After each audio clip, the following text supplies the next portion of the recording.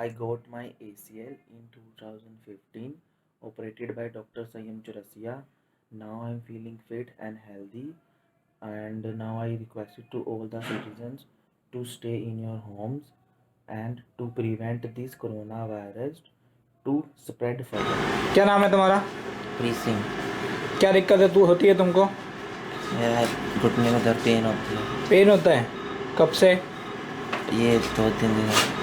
हाँ, 1-2 हफ्तों से। 1-2 हफ्तों से। कोई चोट लगी थी कि बिना चोट लगे हुए? स्कूटर से लगी।